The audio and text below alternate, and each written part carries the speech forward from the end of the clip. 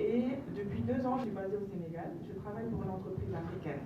Je peux vous dire que demain, je dois prendre la parole pour soi-disant inspirer ces jeunes-là et j'espère que j'arriverai à le faire. Mais s'il y a un élément qui annulera tout ce que je dirai demain, c'est cet élément de corruption. Pour qu'il y ait corruption, c'est qu'il y a un corrupteur et un corrompu. Qui sont les corrupteurs aujourd'hui? Et surtout, qui sont les corrompus aujourd'hui? Les corrompus aujourd'hui, ce sont les personnes qui sont censées empêcher cette corruption. Ce sont les personnes qui sont censées nous protéger. Ce sont les personnes qui sont censées mettre en application les lois de sanctions, etc. Aujourd'hui, je travaille dans une entreprise. Nous répondons à des appels d'offres. Nous voyons toutes ces personnes que, même pour signer un document pour lequel ils sont payés par nos impôts, demandent qu'on leur paye de l'argent d'avance. Nous voyons que l'argent que nous devons payer en tant qu'entreprise, qui doivent servir, non, je suis désolée quand j'en parle, j'en tremble. C'est un sujet qui me donne envie de vomir. C'est qu'on est dans un système qui est pourri jusqu'à la moelle épinière.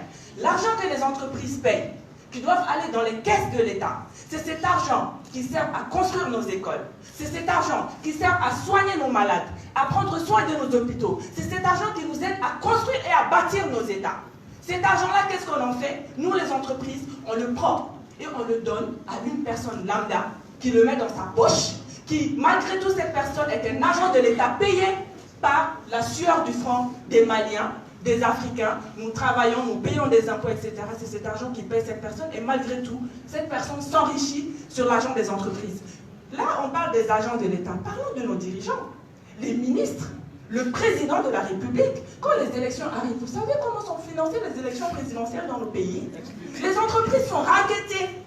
Vous ne payez pas? Ok, pas de souci, on verra prochain appel d'offres. Comment ça va se passer? Donc je suis désolée, on peut se tenir tous les grands discours ici si vous voulez. D'accord? Au quotidien, nous sommes confrontés. Là, les agents de police qui nous arrêtent, qui prennent 2000 francs. Hier, je suis arrivée à l'aéroport, la douanière qui me dit oui, vous avez plus de 3 tissus dans votre sac, c'est 10 000 francs les frais, etc.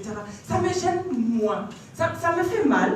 Mais ça me gêne tellement moins quand je regarde ces personnes que je vois dans la rue, qui occupent des positions, qui signent des grands papiers tous les jours et qui sont censés nous protéger, qui sont censés mettre en application, montrer l'exemple. Ce sont ces personnes, à commencer par les premiers dirigeants du pays, qui sont corrompus jusqu'à la moelle épinière. Ils se servent de cet argent-là pour se maintenir dans leur position, etc.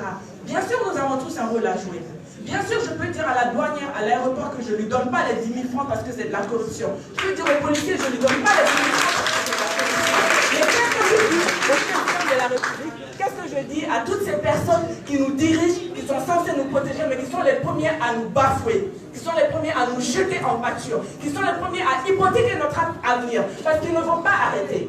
Ils ne vont pas arrêter de s'enrichir illégalement et nous et les entreprises qui sont là aussi ne vont pas arrêter parce qu'elles veulent continuer à survivre. Parce que ceux qui commencent en disant oui, j'ai répondu à un appel d'offres, oui, je ne paye pas, et bien 2 jours, 3 jours après, vous allez voir qu'ils vont commencer à payer parce qu'ils n'ont pas le choix, ils ont des salariés, etc. Et pendant ce temps-là, qui sont ces salariés? Ce sont ces jeunes qui sont tous dans cette salle, à qui nous sommes en train de dire croyez au Mali, croyez en l'Afrique, croyez en l'avenir, n'allez pas sur les routes de l'immigration, etc., etc. Mais qu'est-ce qu'on leur offre comme option? Qu'est-ce qu'on leur offre comme option? Quelle sanction peut-on leur offre?